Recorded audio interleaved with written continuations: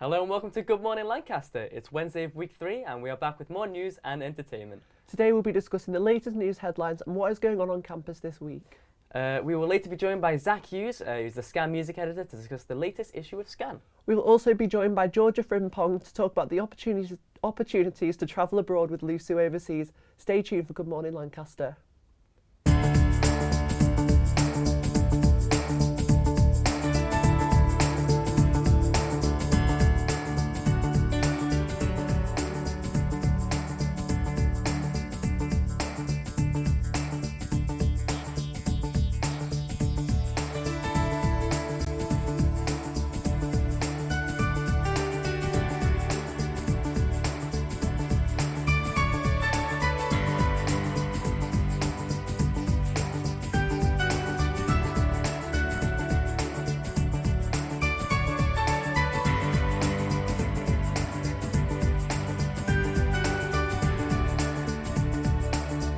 Welcome back. I am Ben Wallace. And I'm Patrick Hennessy. Thank you for joining us today. And let's bring you up to date with the latest news headlines. Applications joined the New Societies Committee are now open. The New Societies Committee was an initiative developed by the Students' Union VP, activities to develop the support for societies affiliated with the union. It is an opportunity for students who are already involved in groups and societies at university to make a difference and gain valuable experience. More information can be found on the Lucy website at lucy.co.uk. And if you haven't noticed, Patrick, this is a very spooky episode. Oh, is it? It is. Can you see? Have you seen wow. what we've got here as well? Lovely construction. I know. Well, we call it the slumpkin because slumpkin. it's like a, what do you call it? Like a snowman pumpkin setup going on. I like it. Well, because it's of course Halloween. I think it's on Monday, right? Monday. Monday. We have Sugar House have a few events going on currently. On Monday night, I think it is. Isn't it Monday? I think Monday. And Friday night Saturday. as well. Yeah, and Saturday. Wow, there's a lot of events going on at Sugar. Wow, they have a few Halloween events going on that you should definitely make sure you go to. Make sure you get your costumes ready, I'd say. I think that'd be a good idea. And Philip George is performing as well on Monday. Philip George, he had that. I can't remember the name of the hit, but he certainly had a hit song at some point. I think it's Wish You Were Mine, I think it's called. Yeah. Anyway, so if you want to send in your Halloween costumes to @LATV, of course after the event, that would be better, from Sugar, and we'll actually feature the latest ones on next week's episode at LA1TV. Yeah, there we go. Anyway, student accommodation prices are known to sometimes be very expensive for a student budget.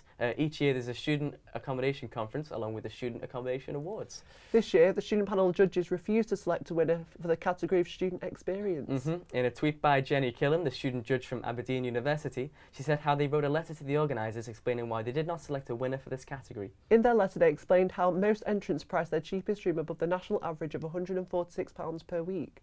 One entrant was even reported to put disabled students at great risk of danger, and another entrant in the application put shareholder satisfaction before student satisfaction. And the letter ended with, unless all students have safe, affordable accommodation at every institution and the means to pay for it, there's no cause for celebration. Well, on the Friday of last week, some students may have witnessed the marriage proposal taking place on the seafloor of the library. It's true, and I was lucky enough to be there myself. Oh, really? Yeah, it was very good. It was Conor Monaghan and Alice Conahan, nice. Who met in the library when Conor was only in his first year and Alice was in her third. Oh. The marriage proposal took months of planning, from getting a ring design from jewellers in Dubai and getting a Lancaster University music side to sing as the choir. Harry McGill made a video of the proposal. Let's take a look at that now. After the video, we'll be joined by Zach Hughes, music editor for Scan, to discuss the latest news headlines.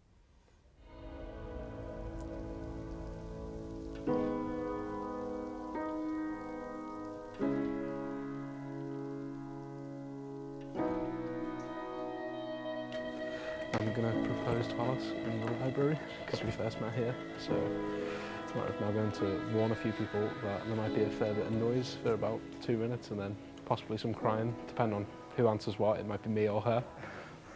I need a quick favour off of you guys. I'm planning on proposing to my girlfriend in a minute here, and there might be a little bit of noise for like 90 seconds. Hopefully she'll be coming up for 12:30. Oh god, I'm nervous. Really fucking nervous. I wasn't this nervous going into like John. I wasn't even this nervous meeting the parents for the first time. What if she says no?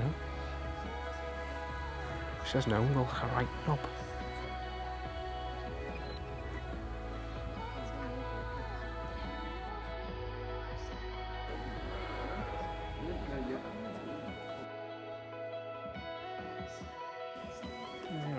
You getting it fixed? What's up with it? Oh. You alright? There you go. Come here a minute. I'll just come here. It's not going to, I promise. It's not going to, I promise you. You know the fact that we met in the library all this time ago? And I couldn't do it in the bit where I wanted to do it because there's a bit of a change in there, and I just want to spend the rest of my life with you. And you mean the absolute world to me, and I just want you to make me the happiest man in the world.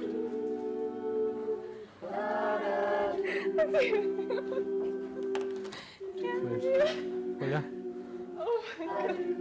Put it on. I can't. Use your finger. Oh my god. Are you serious? Oh, what's going on? Are you serious? Oh my god. I love you. Of course I'm serious. You mean the absolute world to me. You're my everything. It's going to end up somewhere. Thank you.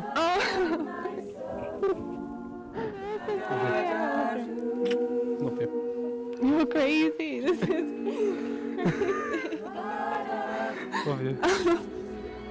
Thank you very much. Love you.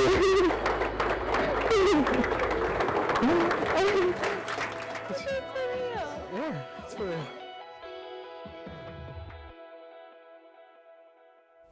I think we can all agree that was a very beautiful marriage proposal. Now we are joined by Zach Hughes, Scan music editor. Thanks for joining us, Zach. Hey, no worries. And well, last week's episode, I remember you talked a little bit about the cool music interviews you've been getting into. Have you been any more recently? Yeah, I mean, we've set up quite a few, some good ones. Yeah. You know, it's not as rock and roll as people imagine. It's literally just answering emails. But yeah, I think the next big one is next November. Next 26th, November. and Slaves. Really? So that should be a pretty Slaves? good one. I think a lot of people are going to want to see that. I think that's true. And I know this is just a little question, but just because we're interested, Okay. what's your favourite band?